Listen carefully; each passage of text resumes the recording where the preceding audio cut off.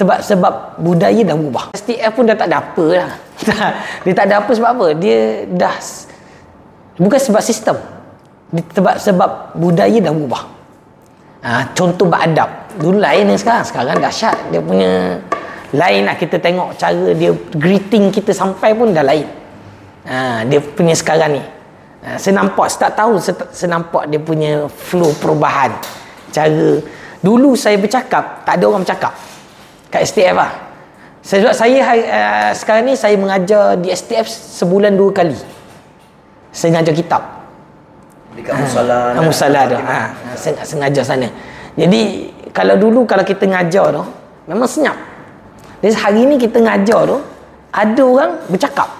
Sebab pemilihan ke STF tu, masa sekolah rendah tu, feeder school dia itu saya kata sebab TV tu lah. Sebab TV itu masalah dia. Dia diberikan pada masalah dia kat situ. Dan sorry lah cikgu TV ni bohong.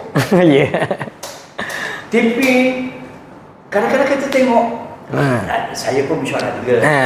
Datuk Gau Barat. Cikgu dia cakap, Allah, anak murid kita kenal, kita bagilah 6. Masalahnya layak tak? Kalau bukan SBPI, sekolah Bandar Baru Udah, contohlah, saya tak tahu.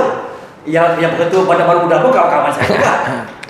Dia dapat 6. Engkau dapat 6. Kau betul cikgu, kau betul kan Tapi kalau STF dapat 6, nobody question. Betul.